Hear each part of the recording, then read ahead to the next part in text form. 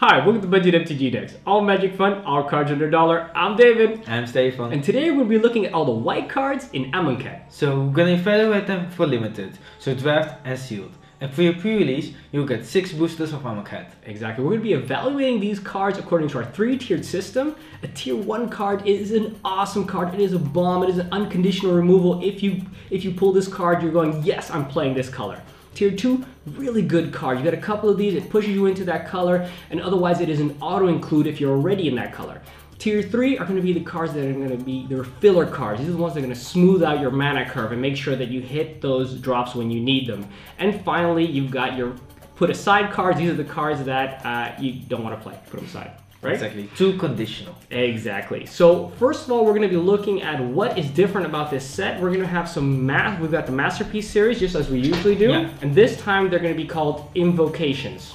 So they will not be standard legal, they will reprints, and there will be cards from the set. So they're only legal in the sets that the formats that the cards are actually legal in. Yeah.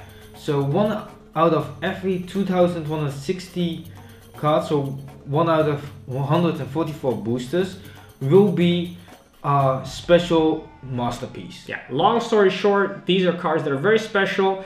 They're not necessarily from this set, but you can play with them, and they look like this, like they're on the screen right now. Here's an example of Cryptic Command. Love it or hate it, this is what they look like now. So yeah, if you draw it, if you pull it, I mean, you're probably gonna want to play it because they're pretty good cards. Exactly. All right, so let's get right into it with the commons. The first of our common cards is Cartouche of Solidarity for 1 mana. It's an aura, which it gives our creature +1/+1 and first strike. On top of that, we also get a 1/1 white warrior creature token with Vigilance. Now, normally these kind of cards are not that great. Why? Because if they remove our creature, we lose 2 cards. In this case, the +1/+1 and first strike seems pretty nice, and we get another body on top of that, so it seems like you're going to be on top. However, that 1/1 guy with Vigilance is not going to be doing very much. And on top of that, early you can't play because you need a target for your creature. And if they remove it, they still got rid of that card, and all you're left with is your 1/1 guy. So I don't think it's going to be worth it. So you should put it aside. Exactly. Terrorist Resolve. A white instant untapped target creature prevents all damage that will be dealt to it this turn. And it is cycling. For 2 mana, you can discard this card and you can draw a card. It's an activated ability, so you can use it any single time you can use an instant. So that's actually pretty cool, and we've seen these kind of combat tricks before. You can tap it, it prevents all combat damage, so you can block something, and the tapping will become relevant, but we'll see that later. Yeah, very strong, actually, a good combat trick. Exactly. I think it'll do work, actually, yeah. not too shabby, especially because it's the untap and the fact that it probably won't die in combat because you prevent all the combat damage. Pretty sweet. Fanbearer is next for 1 white, a 1/2 zombie. What's cool about this guy is for 2 mana and tapping it, we get to tap target creature. Now we've seen cards like this before, Gideon's Lawkeeper, for example, and we got the Kitkin one as well. I forget, Gold Meadow Harrier, I think it's called. This time you have to pay a little bit more, but it's not limited to white, so it's a little bit easier when you're splashing different colors. I really like that because early game it does work. It's got the 2 toughness, which means it's more resistant to getting killed by 1/1s, for example. It can block those little 1/1 vigilance guys, and of course being able to tap down your opponent's bomb late game every single turn is invaluable. I think it's a tier 2. Yeah, it's a good card. I think it's a shame that you have to pay 2 mana every single time, but still it is good enough. So Sacred Cat, a 1/1 cat with lifelink and Embalm. So Embalm, you can exile this card from a graveyard, create a token that's a copy of it, except it's a white zombie cat with no mana cost, Embalm only as a sorcery, and Embalm cost is a white. So if it dies, you can bring it back with 1 mana.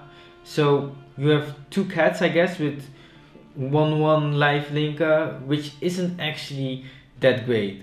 You can chomp, gain 2 life, but still, it's not really doing anything for you. No. So just put it aside. Yeah, I think so too. You may think, oh, but I'm attacking, so you're going down a life, I'm going up a life, that's 2 points difference. It's like a bear, but you're only paying 1, and you can do it again, and then you got another bear. But it's really not. It's just a cat. It's not a bear. It's not half a bear. Yeah, it's not going to do that much. It's going to chump, but that's not really going to win you the game. Anointer Priest is next for 1 and a white. We got a 1/3 human cleric. So that's pretty nice because this guy can block bears, 2/2s. We mean with bears, it's a 2/2. And whenever creature token enters the battlefield under your control, you gain a life. Remember, whenever we embalm, we get a creature token. So that means that we're going to be gaining a life every time we do that. And itself also has embalm for 3 and a white, so for 4 mana, which is actually pretty sweet, being able to get 2 times a blocker, which actually has 3 toughness. I think this card is going to be stopping a lot of damage, every now and then gaining you 1 life. You don't hope for that, but nice little bonus, right, with upside. No, exactly. I like my 1/3 for 2 mana. Yeah. So, and this one is upside and comes back again. Tier 3, good filler. More upside. Yeah. Exactly. In Oqueta's name, it's a 1 and a white instant. Zombies you control get +2/+1 until end of turn, and other creatures you control get +1/+1 until end of turn. I like this one because it's 2 mana and it is instant. For sorcery speed, I wouldn't like it so much, but tier 3, I like it, and all your embalmed creatures are also zombies. Exactly. I really like it also because it says basically it says all your creatures are going to be getting at least +1/+1, and if you got 3 or more creatures, it's actually going to be a sick amount of extra damage or a sick combat trick because instant speed for just that 2 mana. I think it's going to do a lot more than you may think.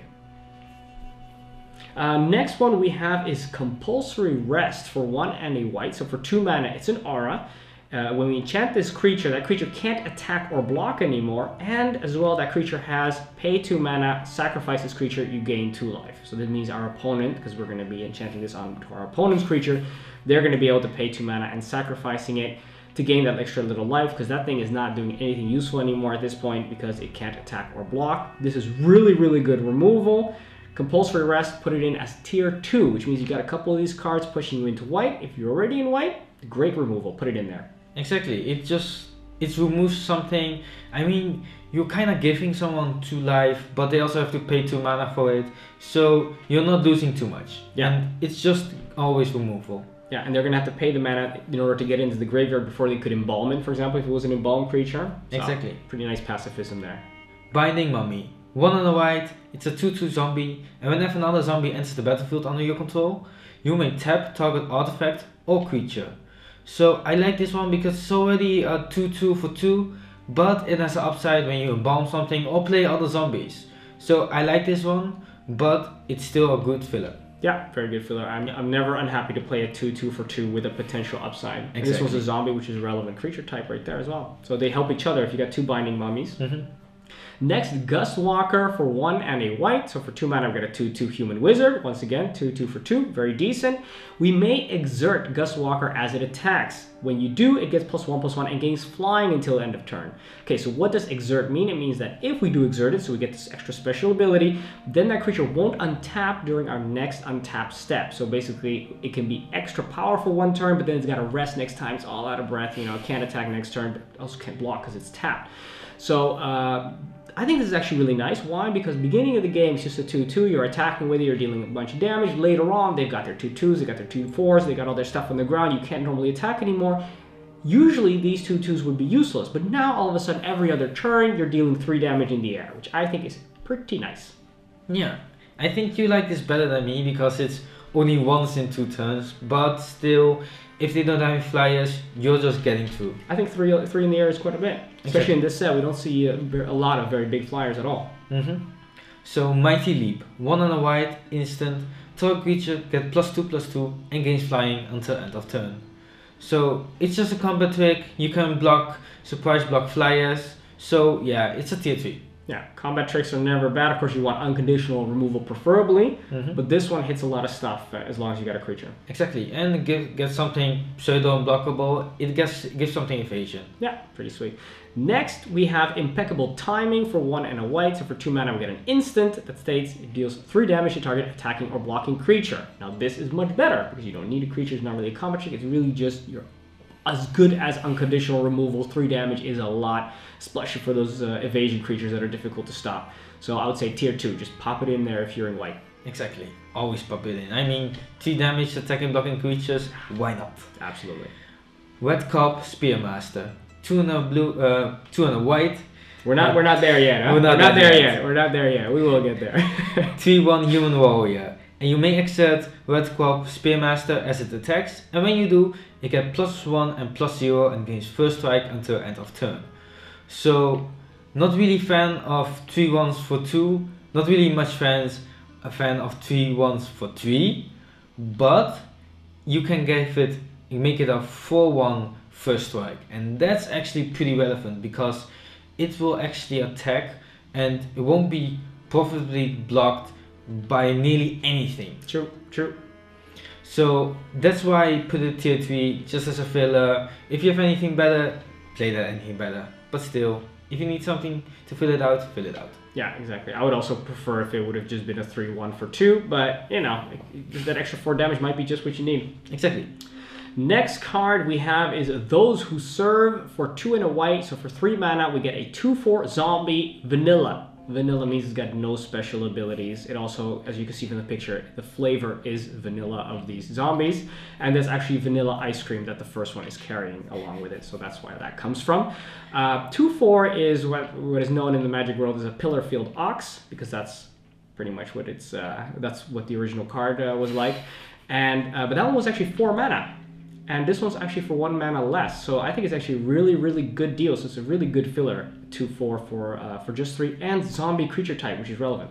Exactly. I just always like my 2/4s because it jumps with a lot of bears, it blocks a lot of bears, and it blocks a lot of other things because 4 toughness is actually a lot. Exactly. Very good. So Unwavering Initiate, 2 and a white, it's a 3/2 human warrior with vigilance and a bomb for 5 mana.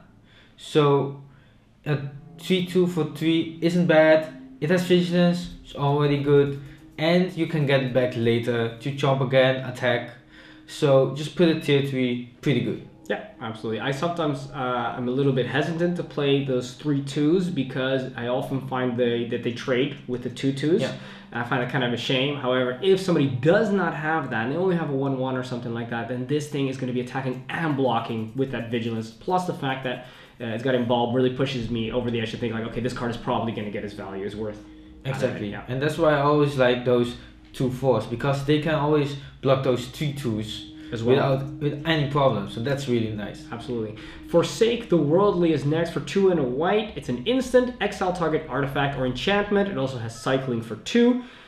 The problem with this card, of course, we just came from Kaladesh, where artifacts were all over the place. So in these cards, you could just mainboard them. In this case, in this set, that is not the case. So I would say put this card aside. You can always sideboard it in later if it turns out that somebody has crazy amounts of artifacts or enchantments.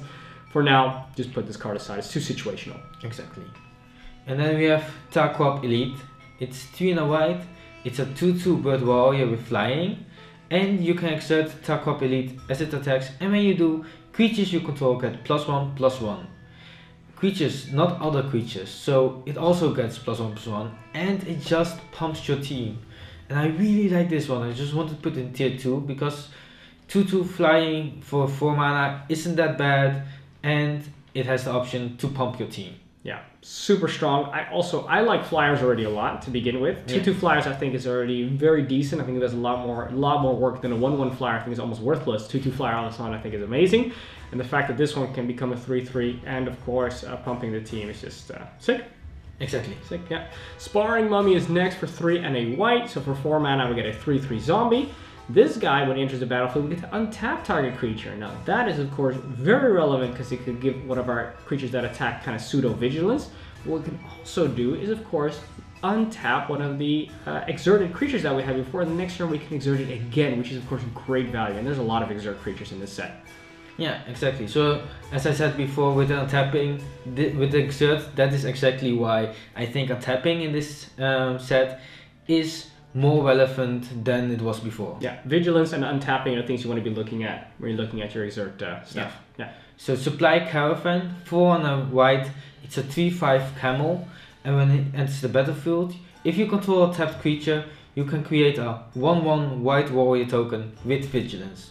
So for 5 mana, you have something tapped, then you can play 5 mana, get a 3/5, get a 1/1.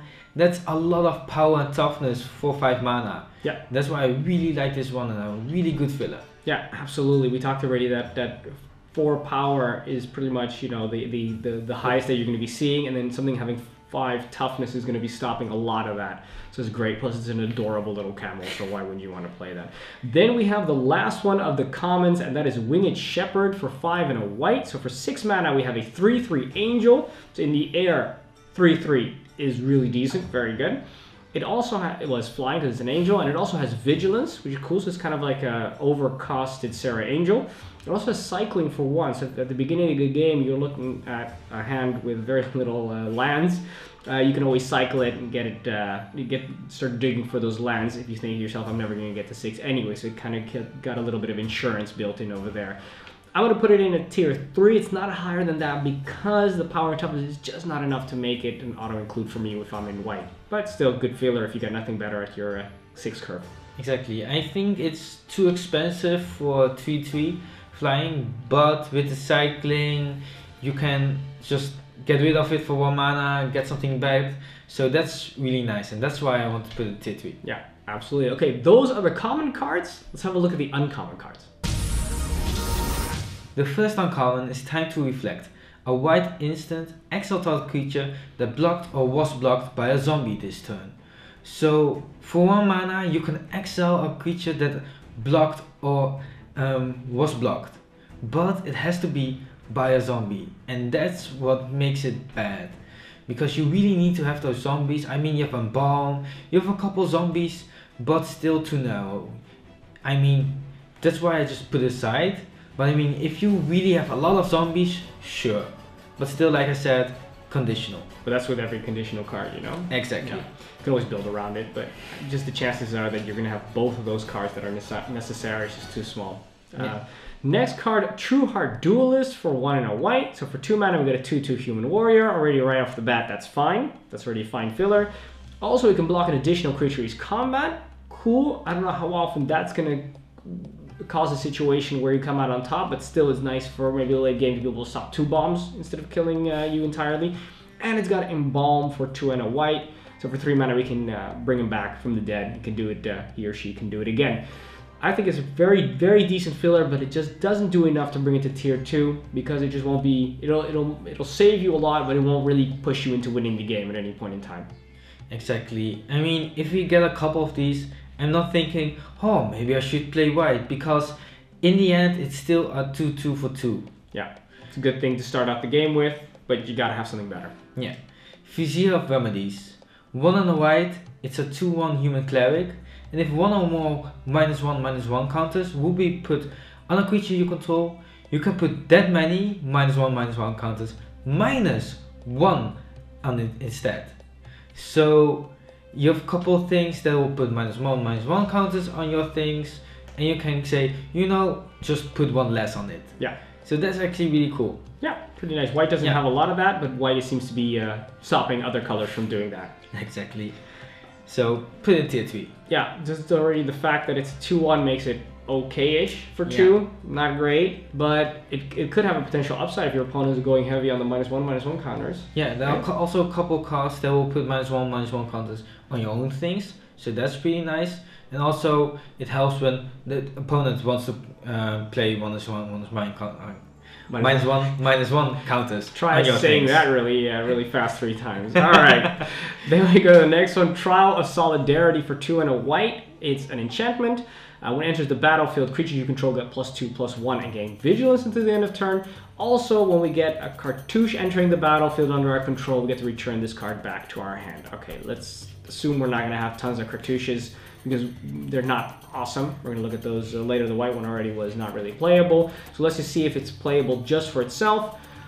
The +2/+1, you can basically see it as a sorcery speed spell.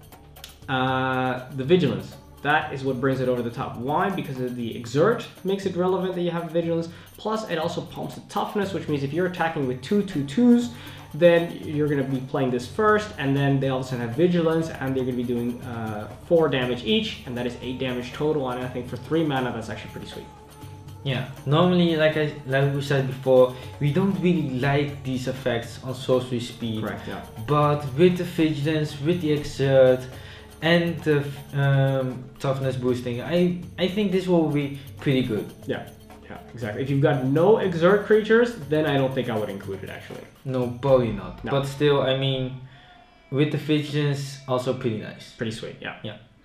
And you can get it back if you have a cartouche. True, but you shouldn't be playing the cartouche. So there are a couple things, maybe. We'll see. Other colors. Renewed Fate. 2 and a white, instant, you gain 6 life. And cycling for 1 and a white, when you cycle Renewed Fate, you may gain 2 life. Yes! Yeah. I mean, fist pump, you do that. You draw a card and gain 2 life for 2 mana. Ain't no stopping you now. Right? Exactly. No, sarcasm. Sarcasm. Ah, shame. Yeah. Then just put it aside. Maybe we should, yeah. Some people say that gaining 7 life, for example, is kind of like gaining yourself and buying yourself an extra turn.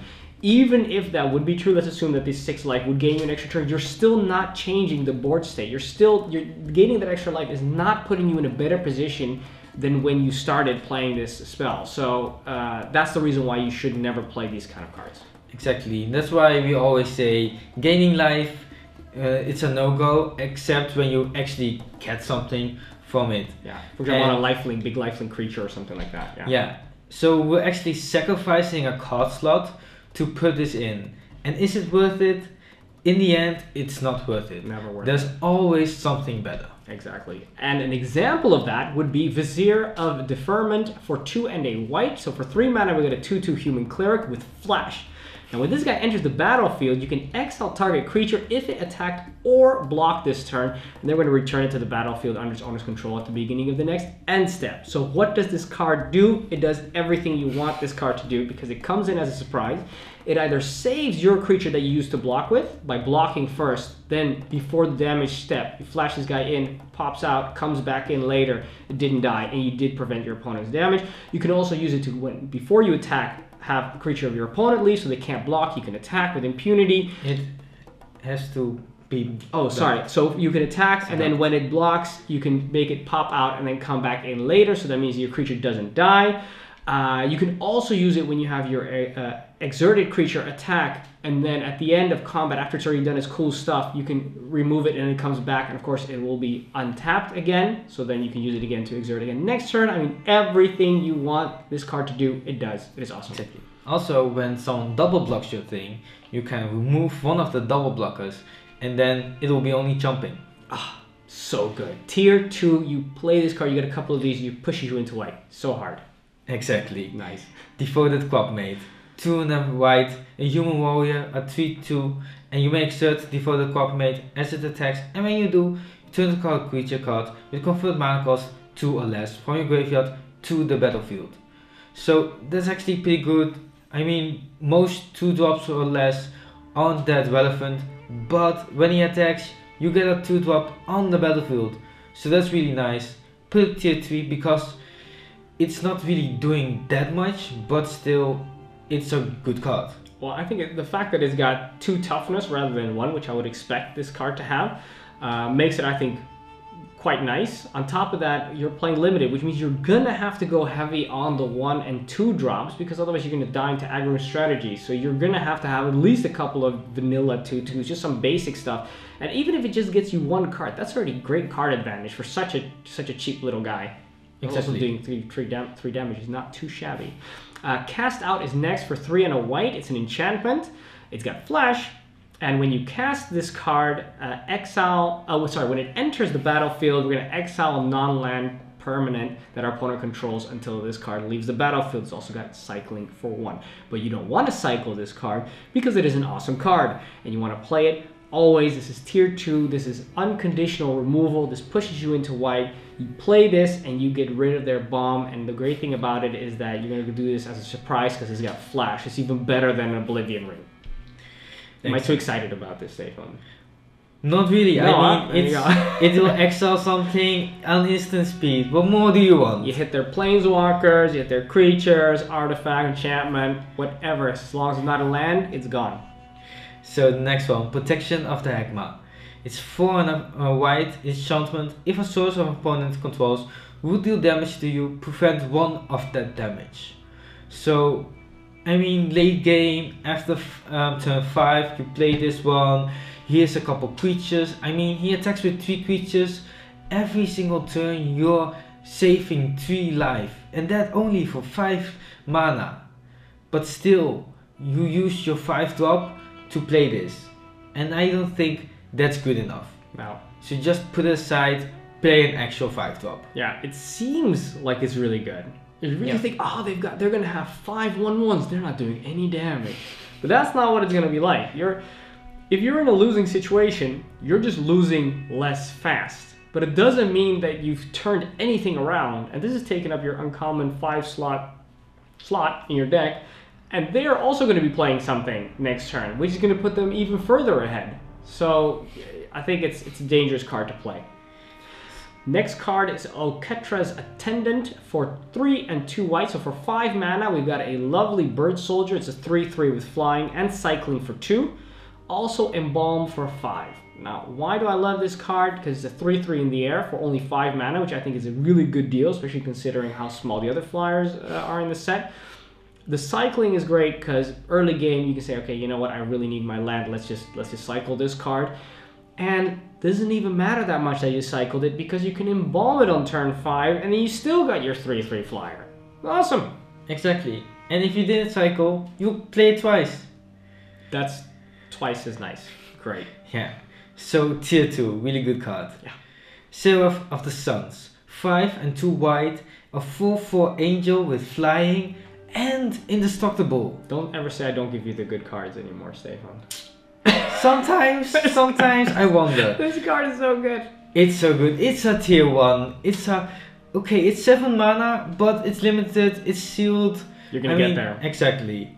So a 4/4 flying indestructible. There are just a couple cards that will get rid of it. You have to exile it, but most of the times it will stay on the table and it will win you the game. Yeah, this could also, it kind of says you can't lose the game and your opponents can't win the game. We haven't seen that card yet. No, but it's kind of like that. It is really, really, really good. Really good. Always play it. Yeah. That is the last of the uncommons. Let's jump right to the rares. The first of our rares is Glorybound Initiate for 1 and a white. So for 2 mana, we get a 3/1 human warrior. I'm already happy with that. That is a fine filler. Additionally, we can exert this guy when it attacks, and then it gets +1/+3 and lifelink until the end of turn. So essentially, you can either use it as a 3/1 and attack every turn. If that becomes a little bit too sticky, can't really handle that, then you can have it attack as a 4/4 lifelink every other turn. That is pretty I was going to say pretty shit, but it's actually pretty sweet. That is the shit. So what do you think, Stefan? That's Tier 2? so good. Yeah, I mean, okay. It's a 3/1. I'm not really happy with the 3/1s, but it can turn into a 4/4 with lifelink. And I think the lifelink just pushes it over the edge. Absolutely. If you can give this guy vigilance, then we're happy. Oh, super nice. you want it all, don't you? I do. Magical Christmas Land. So the next one, Aven Mind Sensor. 2 and a white. It's a 2/1 bird wizard with flash and with flying.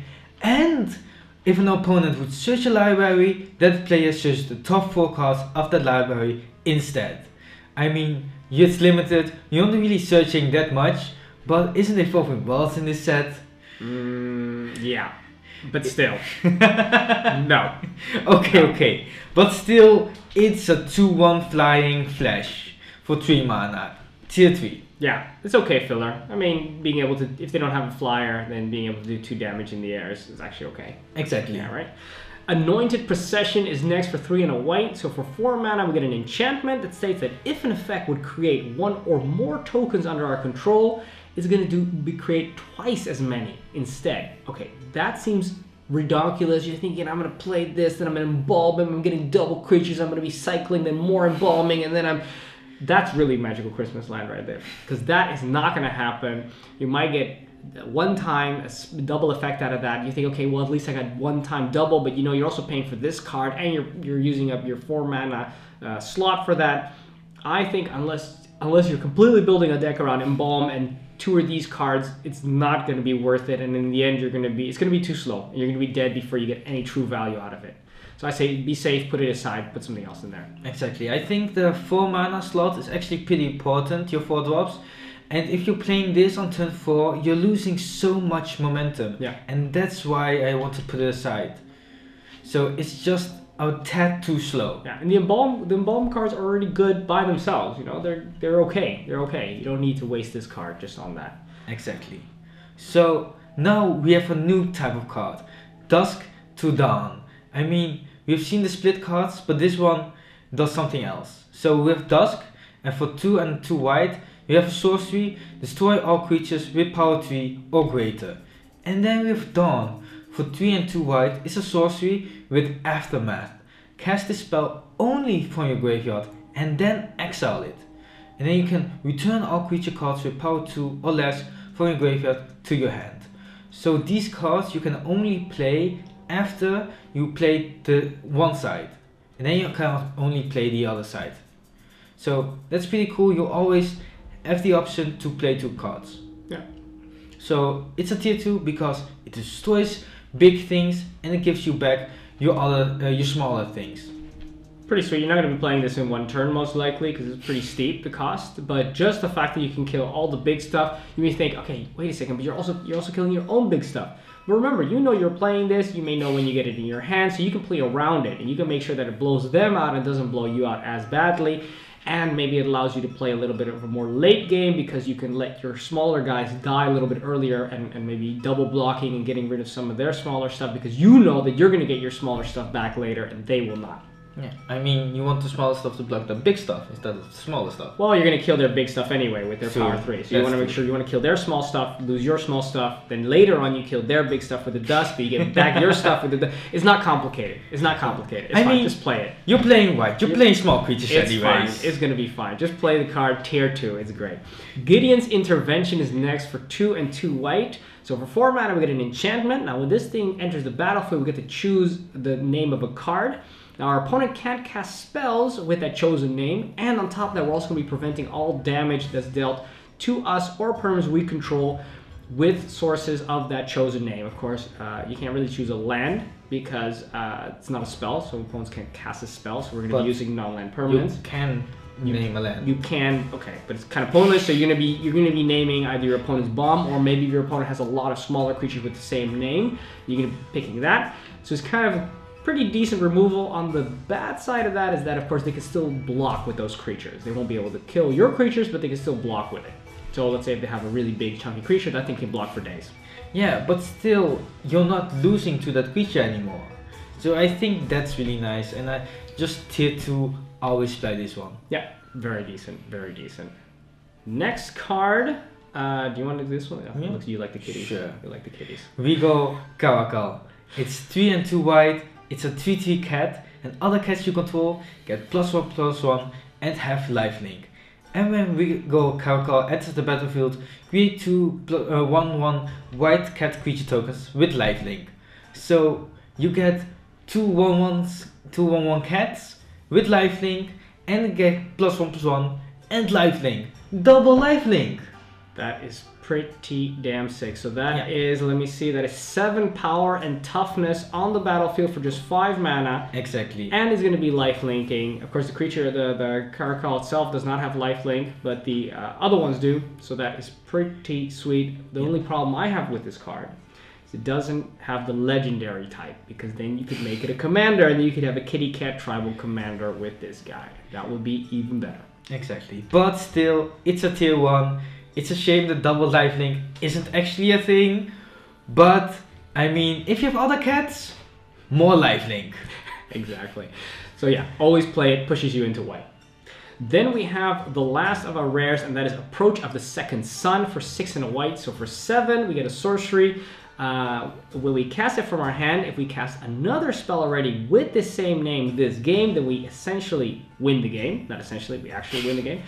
Otherwise, we're going to put this card seventh from the top of our library, and we're going to gain 7 life. So essentially, once again, with that 7 life, then we essentially gain a turn from that, but we have to wait 6 turns probably before anything useful happens, before we can cast it and win the game again.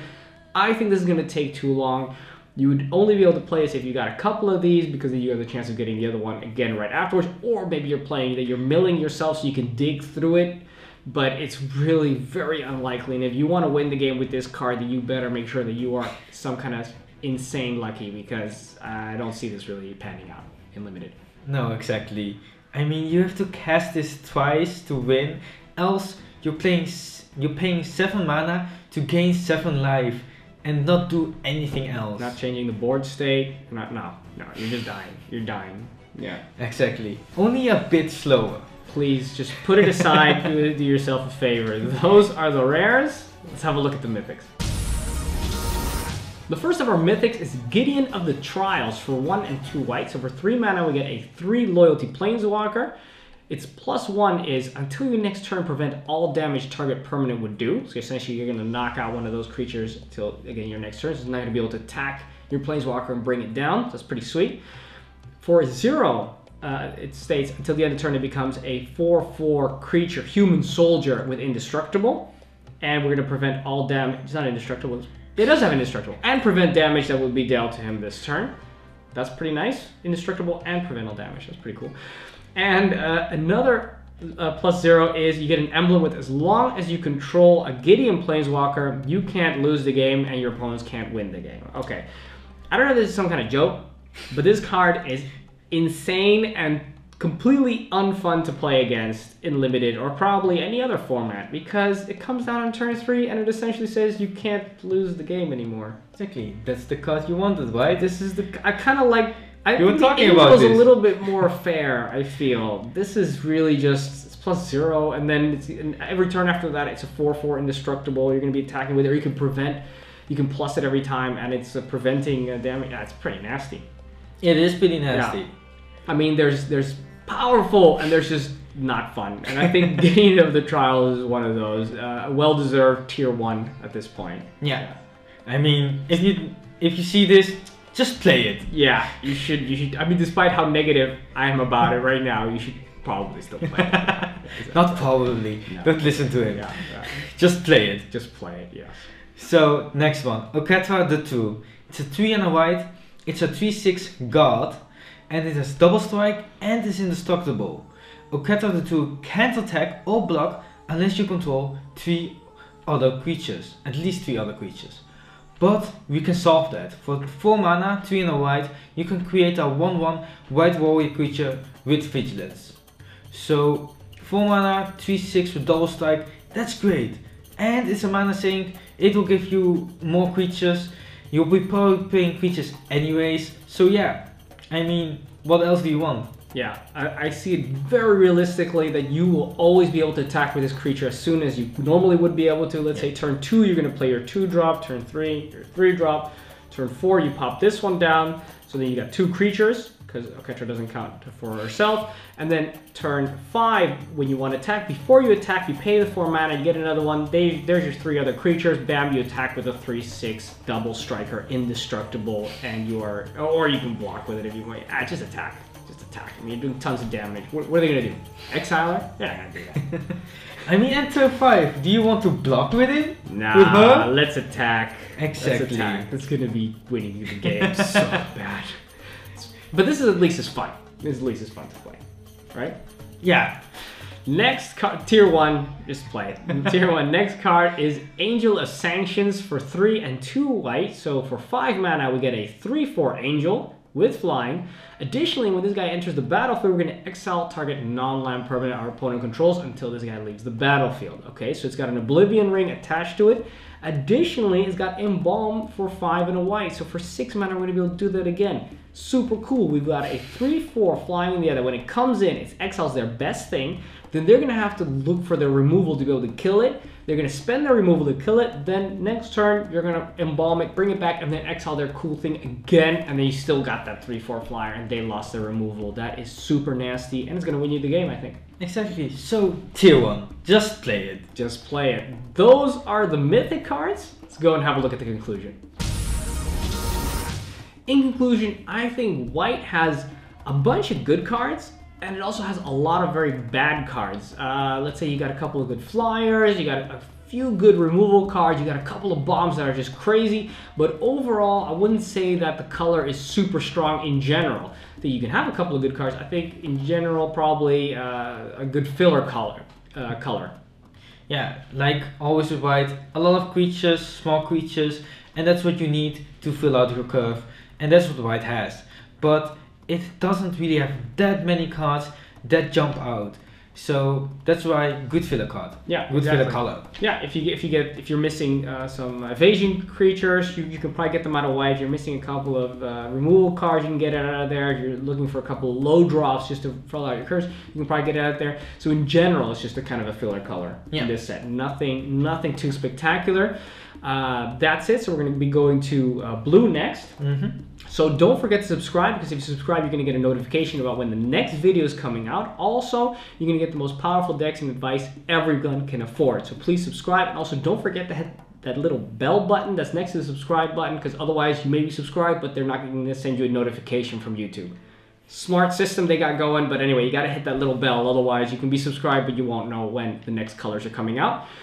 Also, join us on Facebook and Twitter. We're going to have discussions about this set. We're going to be sharing our ideas. Please let us know what you think as well there or in the comments below. Guess that's it. So thanks for watching. I'm David. I'm Stefan. And this was Budget MTG Decks.